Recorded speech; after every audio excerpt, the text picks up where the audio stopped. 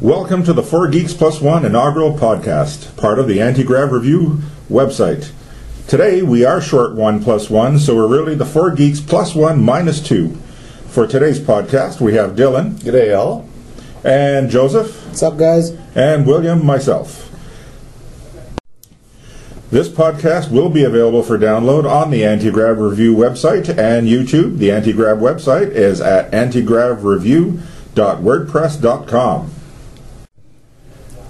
Today's podcast comes to you from the Daily Grind Art Cafe at 601 Somerset Street West in Ottawa. Go see thedailygrind.ca. All right, gentlemen, this is our first podcast, so let's see if we can just throw a bunch of stuff out and find out where it leads. All right, so since we're talking about sci-fi and stuff, what have you read lately, dude? Bill? Oh, yeah, sure. Throw it back to me. Of course. Well, you know what? We had a conversation in a car on the way over. I mean, it's a valid conversation where you're looking at the difference between comic book heroes, let's say, of the past compared to today's stuff. Folks, yeah, the future and today.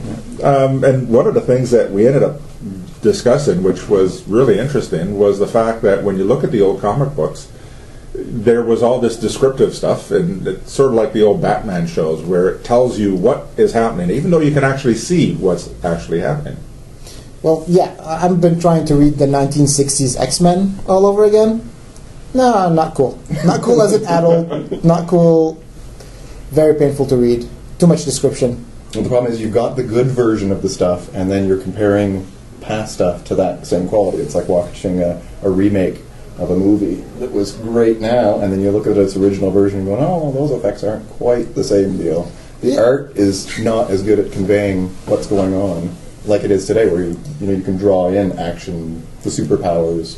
It's true. I think like now when you read a comic book, I think the art explains what the story is, and you're just reading the dialogue between characters compared to just a stiff image, and then they're explaining what is going on in the background of the picture. Because as the genre grew, though, you also have better quality writers, with more writers. So you get to throw out the early guys who never really would have been comic book writers if they had to compete with the people who write today. Better writers, better graphic artists, even the way it's printed. I mean, if you look at the way the books were printed back then on the old newsprint, or sometimes you'd see some glossy stuff, but it was very pen and ink, and they would go through all these processes. Now it's created just on a computer, and you can do a lot more as far as effects and this sort of thing. And you still have comic books, but I think it's graphic novels now, so they're putting a lot more effort into the storyline and ongoing story. And shorter storylines. Yes, and they're no longer over the years, and then you lose track of what's going on. It's like 4 or 5 comic novels, and then the story's done and reset again. So it has changed a bit. I think just like sci-fi, if you look at sci-fi the way it was compared to what it is now, you look at the early science fiction movies, it was just horrendous if you want to consider it, you know.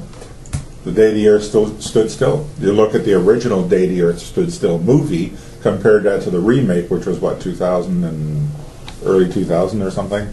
I mean, I didn't even bother watching the second one because it's just not the same. I mean, if you look at you look at reading, let's say, an old Superman comic, if you like the genre, if you like Superman, you know, you laugh, but I used to watch that all the time. But if you like it, you don't necessarily want to see the new stuff. It's, you know, it somehow taints the experience you had, and you lose that feature of its native form, especially as the effect quality is so much better. Sometimes I look at stuff that we were watching as kids in like the 70s and the 80s, and you see it now, and you're going, oh, wow. Really? I was watching that, and I thought that was super fantastic. See, I'm on the complete opposite of you guys, because you guys are watching, especially for Bill, he's talking, he doesn't want to ruin his old experience. I watch the new stuff, and I would never bother watching the old stuff, because it's going to ruin my new stuff, you know.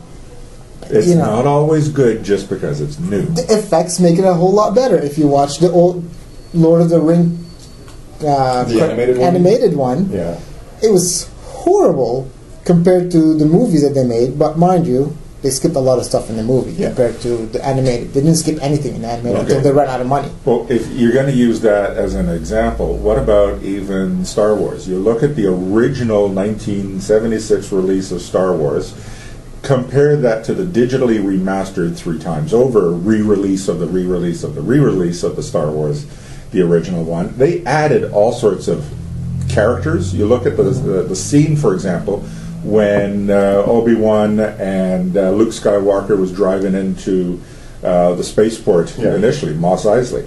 I mean, you look at that today compared to back then, you've got dozens of new characters. Well, the whole cantina was different. Well, but a lot of criticism of the remake was that he changed. But don't you think that's the nostalgia of the older people that have watched it? Because I like the remake. I like the edited version and added stuff and made things over. I think it's the nostalgia. People are pissed off at. The problem is a lot of people can't see them as 2 completely different products. And I've always, whenever there's a remake, I always try to divorce my brain from whatever previous versions so that I can go, okay, I get that this is the editor's copy. Some of this, like, I think Blue Velvet, they also have hours. It was a David Lynch movie. There's like hours in the extended version.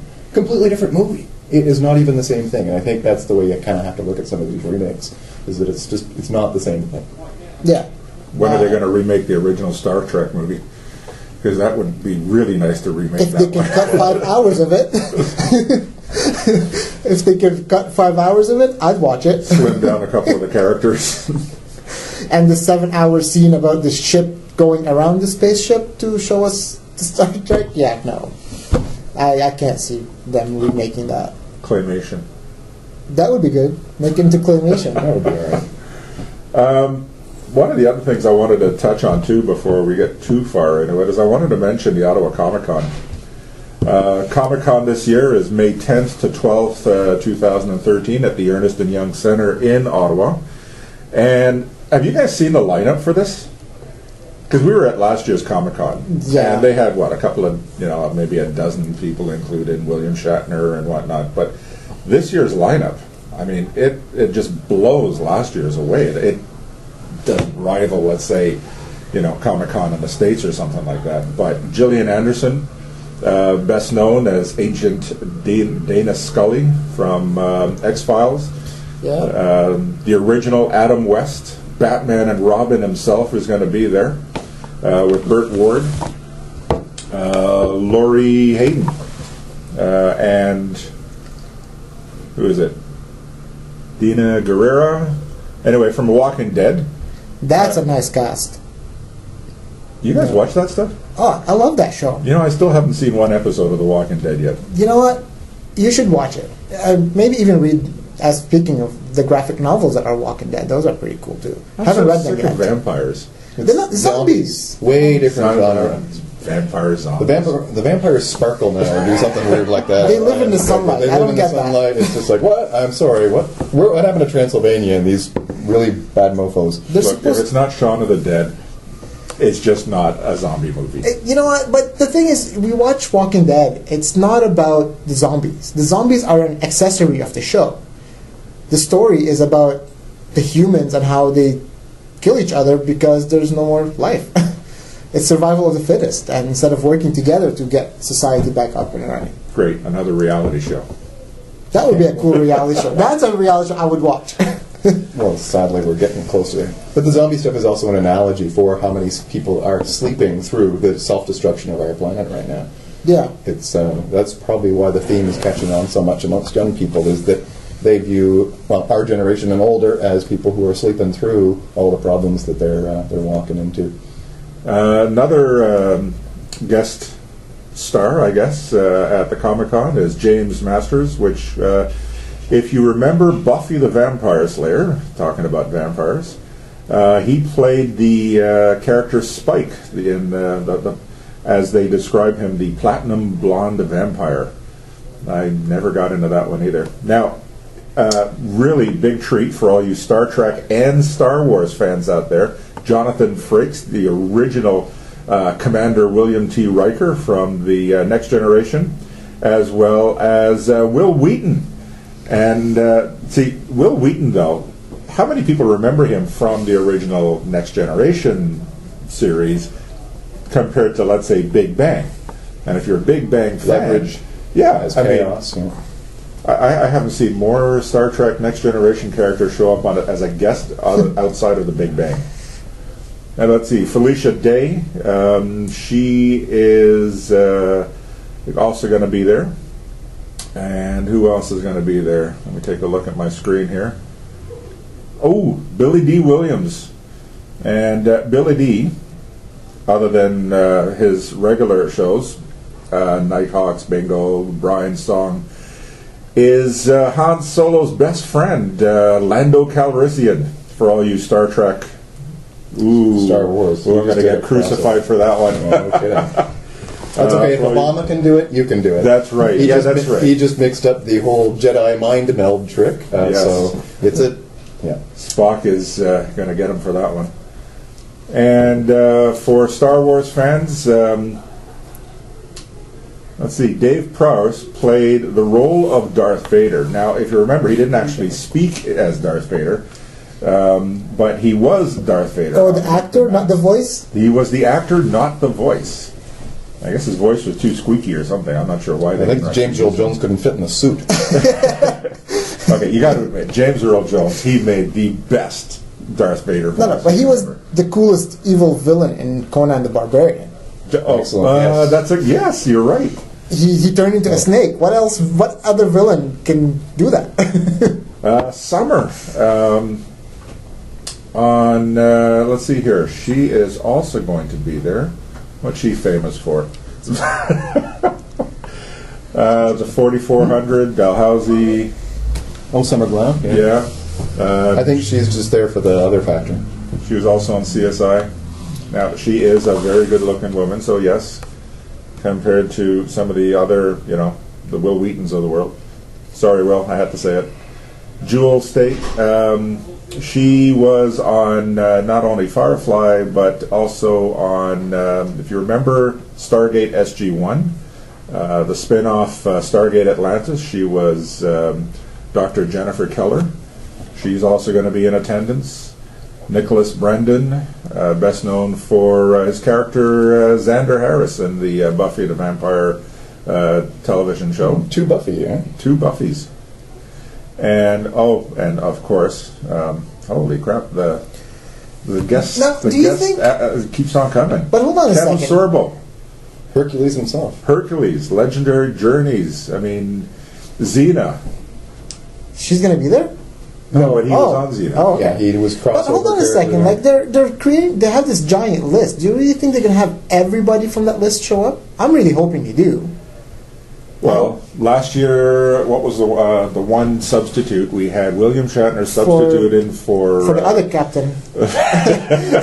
Come on, let's Patrick Stewart. Patrick Stewart, right? One captain for the other. So that's not a good trade. We were I'm going to change the Comic Con thing of the list that you're reading, because you're just reading off names right now. You're showing off. I just saw an article. I'm reading from my computer. You think I'm going to remembering all these things? Well, while you're doing that, I found an article on the Daily Mail. Zombie cells are created in a lab that outperform the living counterpart. We're that close for a zombie apocalypse. Something about creating. I'm trying to read it. Pre-fossilization of the cell. So they're basically what they're doing is they're taking a living cell and they're turning it into a fossilized cell in the lab instantaneously, instead of having to wait the 500,000 years it takes to do it chemically in an environment, which is kind of freaky when you do that stuff in the lab. Because I always say, it's going to be one little test tube. that's where the problem is. Patient zero starts somewhere. I'm not worried about a nuclear bomb. I'm worried about that little test tube. I thought we had that on Parliament Hill already. Which the zombies? Oh, the zombies. Yeah, well, yeah, no. I mean, Quebec did have, I don't know how many people listening to this podcast, if you're from the States, probably you didn't know about this, but our great province of Quebec actually had a disaster preparedness drill last month that included zombies. How would we react to and respond to a zombie apocalypse? Actually, that's become a big theme in the States. I'm going to try and find the article. Trying to figure out, the scenario is the same, right? I mean, it's a huge problem. Although running from zombies is a little easier to do than running away from, say, an avalanche. But in the States, there's someone that I can't remember which state. I'm trying to find the article now, where some group hacked into the emergency broadcast station of a channel. That's right. And told everyone that the zombies are alive, they're killing the dead, and they shut down the station. People started calling the cops over it. I can't find the article right now at which state it was, but it was pretty funny. And then the governor, I think, had to come up and say, like, no, there's no zombie disasters, no zombies around. It's a conspiracy. It was someone who hacked into the emergency broadcast of that channel. That was funny. Hopefully I can find it. It's pretty cool. What you really, if you do want more information about the Ottawa Comic Con, though, go check out the Ottawa Comic Con website, www.ottawacomiccon.com. All right? The amazing thing is he's not actually getting any endorsement money for all of these mentions. No, but we are going to be that excited about the list. By the way, one of the articles that we're going to be posting on Antigrav Review website very soon is an interview with Heroes of the North. And Heroes of the North, if you don't know it, it is the best Canadian superhero group. So go check them out. Do a search for Heroes of the North. They're only a webcast, so don't try and find them anywhere else. They webcast their episodes. They've got the books too. Yeah, they have books, but for the live action shows, they are a webcast, and it's a pretty good show given the low budget that they have. It's very well done. Go check them out. One of the other pieces I just wanted to mention too, I plan on seeing Countdown to Darkness, which is the next new Star Trek episode coming up, and that should be released pretty soon. So back to that zombie apocalypse here. It was actually in 2 stations in Michigan, several in California, Montana, and New Mexico. They actually compromised passwords and were able to go into the broader net, which was called the... what do they call it here? Wasn't Skynet, was it? Not yet. No, they call it the emergency alert system. So they said it exposed some flaws in their system. Yeah, you think? It's on YouTube, actually. If you want to, someone recorded the thing, and you can go on YouTube, find it somehow. I'm not sure which link. If I zombie find hack. If we find it, hoax. If we find it, we'll put the link up. We'll put the link. We'll put a show note, and we'll put the link on there. Have you guys been keeping up with the latest Doctor Who, by the way? I haven't seen the last couple of episodes. Well, there's a lot of sadness there. Poor Amy Pond. She's not going to be part of the show anymore. Yeah, that actually was disappointing. That's probably my favorite character, Doctor Companion. She had gusto, and that Scottish red hair, you can't go wrong there. Rory, not as great. I mean, I like the concept of the Rory character with the Centurion waiting all that time for love. Nice little hook there, but kind of a little bit weird. I did notice there was an article a while back that talked about Dame Dana Rigg. I don't know if you remember the old Avenger program from BBC. Oh, yeah. The Avenger? The Avengers. Yes. Anyway, she's actually going to be starring in one of the Doctor Who series for a bit. Is she the next companion? Isn't she getting up there in age for the show? She's pretty good looking for someone of her age. Yeah, I guess. Well, that's one thing where the movie ruined the show that was happening when they created the Avengers, the movie with Sean Connery controlling the weather. If you guys seen the movie, no, the Avengers movie. Yeah, the Avengers movie. They tried to create this movie and it was a giant flop. Where was I?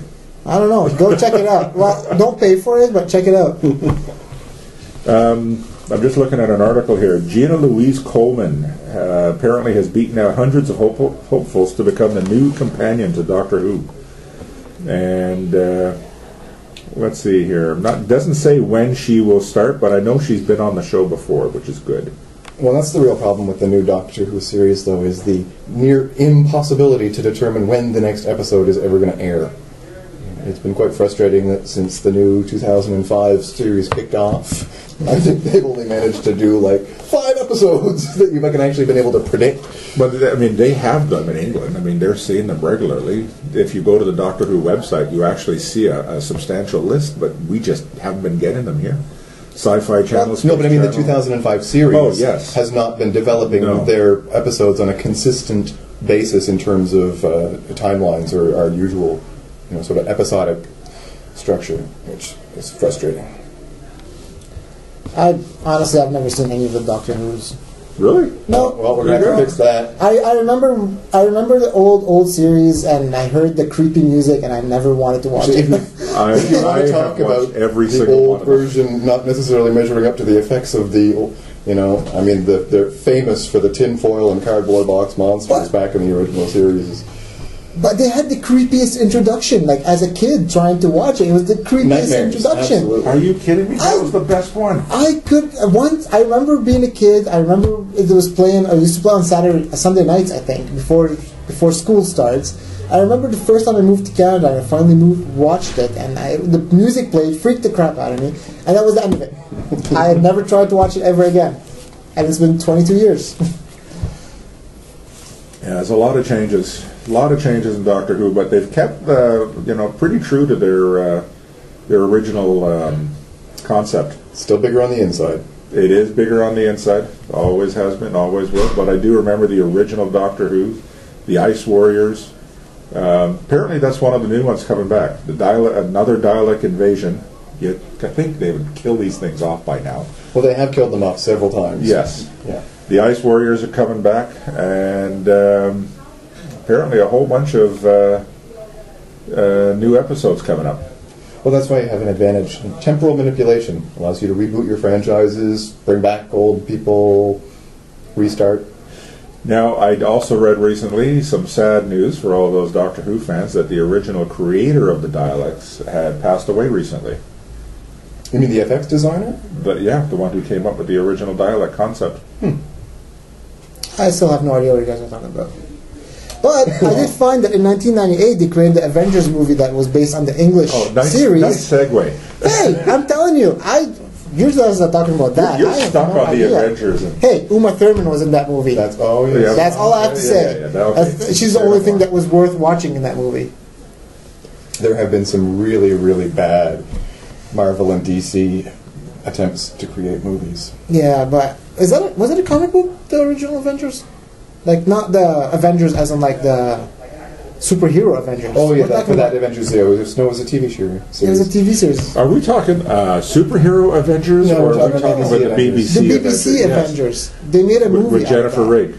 Well, I guess so. Yeah, back the Yeah. I don't remember who she was, but I do know that they made the movie in '98, and it was Sean Connery, the evil guy, and Uma Thurman with another dude. What's his name? Ralph Fiennes or something. Yep. And it's just bad movie. Ruined the series, actually. And that would be why the rating is 3.5 on IMDb. Yeah, a 3.5 out of 10. It's really hard to get a 3.5. I can tell you. I mean, I've seen some pretty crappy things with a rating of 6 and higher, and 3.5 is definitely something to avoid. Now, you guys ever read the David Weber books, the Honor Harrington series? Okay. If anybody's listening to this podcast, Because no one else knows what Bill's talking about. Nobody else knows. But David Weber did say on his blog a few months ago, actually probably almost over a year now, that they are in negotiations with a studio to produce a movie based on the Honor Harrington characters, and it'll be on Balsic Station, which was the first Honor Harrington book. Now, if anybody else has seen anything new about this, please send us an email and let me know, because I'd love to know more. I have not been able to find anything new. You can find the email address or on the feedback page of Anti-Grav Review website, antigravreview.wordpress.com. So I was just scanning the Boing Boing site, and they actually now have artwork which is featuring the Obama cultural mistake of the Jedi mind meld. It is a wonderful rendition of Spock and Leia. Spock's got his beautiful lightsaber with the Enterprise floating in a planet in the background, while Leia seems to be, yeah, this might be a not safe for work photo. Yeah, definitely a not safe for work photo, just FYI. But it's blowing up on the site, and obviously It has boobies. Yeah, let's just say Leia is not wearing her slave outfit. So, yeah, that's the danger of trying to appear to have cultural coolness and blowing it. Hey, if anyone can do something really cool, Obama probably Yeah, can. he can get away with it, that's for sure. Yeah. He just created a whole new genre. Like the next Star Trek's gonna have Star Wars in it. Well, the next Star Wars has Star Trek. J.J. Yeah. Abrams, I mean, he is the next director of the true. next Star Wars. Well, the Disney version of Star Wars. Yes. I mean, what are we going to have? Star Wars on Ice next? That's just wrong. I'm sorry. But you Actually, know Star what? Wars on Ice would be a good show. I would pay for that, actually. But you know what? Like C-3PO on skates. give Disney credit where credit is due. Like they bought Marvel and they didn't really screw around with them. They just let them do their Marvel thing. I'm really hoping they're not gonna do the whole thing with the Star Wars and ruin it for everyone else. I think what they're gonna do is just take Star Wars, put it under the Disney banner, and just let it ride its own wave. Now let's see how many Star Wars characters comes out with pointed ears, Vulcan-like ears, or ridges like the Romulans and the Klingons, which J.J. Abrams directed. Speaking, you know what? Like the Klingons. I think I was talking to you about that last time, Bill. What happened to the Klingons from the original Star Trek? It was genetic. To what happened? Yeah. They created a very weak explanation to go, hey, you know, we never really thought of making Klingons anything other than different than people on another ship who had eyebrows. So, yeah, evil-looking eyebrows. They were evil-looking eyebrows, but really, a little bit of, what was that, the tanning stuff there? Fake tan they were putting on? Spray-on tan. Spray-on tans and big eyebrows, and that was about it. But Worf did have an explanation. If you remember the crossover episode on Deep Space Nine. Oh, that's why I don't know what it is. I never watched Deep Space Nine. Well, he had a crossover episode where they went back in time to the Star Trek episode, the original series, where Kirk and the Trouble with Tribbles. And yes. Everybody sort of looked at him when they noticed that the Klingons of the day did not have ridges and looked essentially like, well, vicious-looking humans. And he just turned to them and said, "Don't ask." Yeah, I remember when actually that episode happened, a lot of people actually talked about it off the shows. I think it almost hit like the news or those gossip shows of the Star Wars. That's how Star Trek, sorry, don't kill me. It was like this big thing of the crossover, and everyone talked about like how cool it was made, and then they talked about the whole Klingon change. And well, I don't think they even revisited the whole Klingon change until, what was it, the Enterprise series. Well, I was about to mention that Enterprise, and like, well, the problem with that whole Worf episode is Enterprise's series came out and blew big holes and all that. Yeah. Well, then again, that series blew big holes in pretty much every single continuity storyline that existed, which is why I think they pretty much exorcised it from the franchise as far as story continuity. Yeah, well, usually Star Trek series, are 7 years? And now that one lasted, 3? Was it 3? No, 5 seasons, I think, wasn't it? Yeah. Was it 5? Well, which one? Enterprise? Yeah. No, yeah, it was 5, but it didn't really garner the same sort of fan base as the original series. That's because, once you've done Quantum Leap, you can go nowhere else. Well, and they just kept revisiting the same storyline. Well, I mean, I could see 2 or 3 episodes where they would follow some sort of a storyline, but for crying out loud, half the season or half the series was on them finding this Earth killer, and then the other half was fighting Nazis back in the time, some past time. And it's like, holy crap. Well, I found it weird when the Enterprise somehow, despite being the previous and earlier version, seemed to have the ablative armor that Janeway brought from the future back to try to save people from the Borg. And I'm like, well, what? How did you do what? Same special effects writers as the 5th movie. I think that was the one that Shatner directed. And that was the worst. I mean, come on, guys. The Enterprise finding a god, where everybody's searching for God. Spock's half-brother. When did Spock ever have a half-brother? Well, he is half human, so he might as well.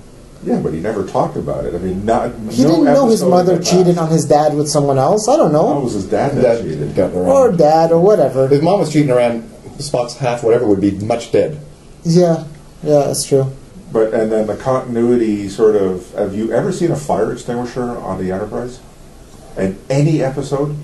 I would be having one on my hip the way these things blow up and catch on fire. I mean, how do you get through your academy training? That's what I'd like to know. The second you go into a training ship, everybody should die, as far as the way I've seen all these episodes go through.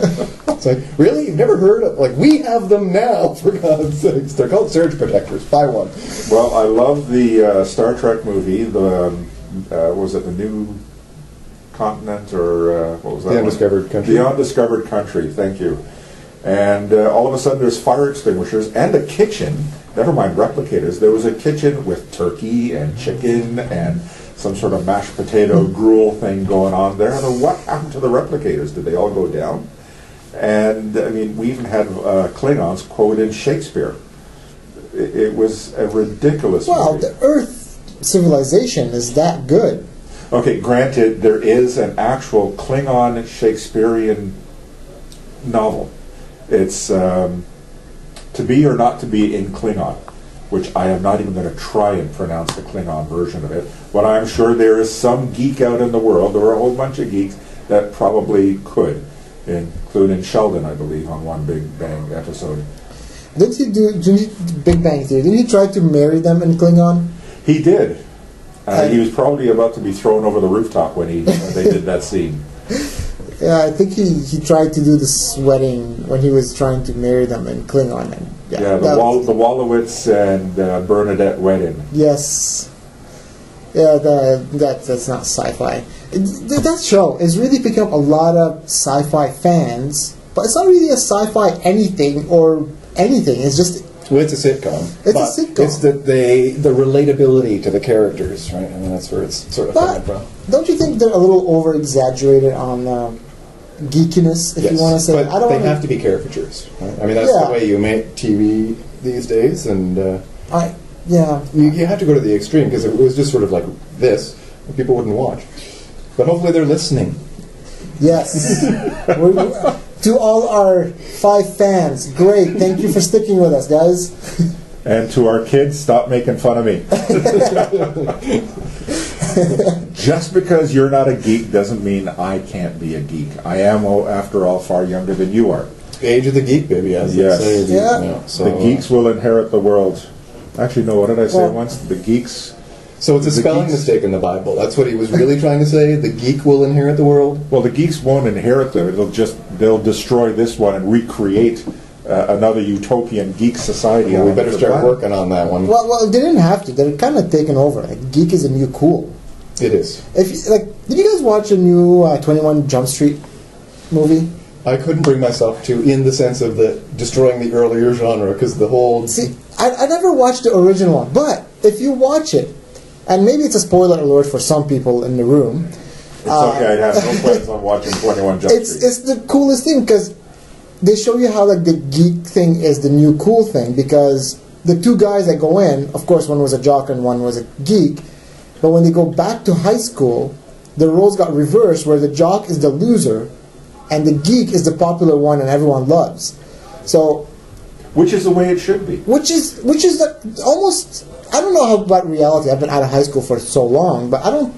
That's almost where it is now. Once you get out of school, where it's like the geek is a new cool thing. Like our coworker who went and bought glasses that are non-prescription just to have a geeky look to her. You know. Yeah, are you telling me those are non-prescription? Yes. It's geek shit out. Yeah. I did not know this. You know who we're talking about. She went and bought non-prescription, just glasses, and they're so thick that they actually look like they're high-index glasses, only to have that geeky look. I seriously thought those were real. No, just for looks. Dang. Yep. By the way, you knew we had to say frack at least once on air. Actually, I'm quite happy that we've been able to keep it as family-oriented as we have so far. Well, geeks don't swear. We're very family-oriented. Well, it looks by the time on the wall here that things are. We're going to have to start wrapping things up before they kick us out of the coffee shop. We are taking up a lot of space, but they do have lovely private rooms if you're in the area. It's quite a fun thing. Good art to buy on the wall, jewelry, and decent food. I had some pancakes. They were good. Yeah, I mean, for a coffee shop, this is a pretty decent, and it's licensed. Let me say that. Yes. It is a licensed coffee shop. Our next podcast might have a little liquor and, might be tipsy a little bit. Yeah, and you're always welcome to come out and join us at our podcast. It's at the Daily Grind, located at 601 Somerset Street West in Ottawa. And I think that's pretty much it. I'm glad we can get together today. Next podcast, I can't give you a firm date on it yet. We're trying to firm up our own schedules. But the next podcast, we will have the 4Geeks -1.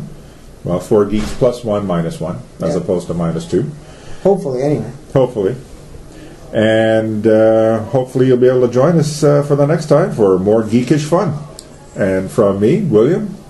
Dylan, thank you very much. Joe, thank you. Take care, and don't forget, geek out. The geeks rule.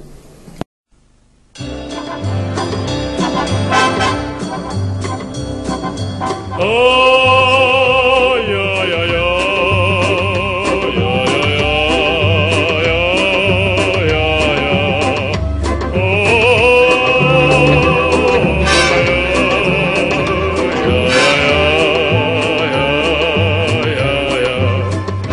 Yeah, yeah, yeah, yeah, yeah, yeah, yeah.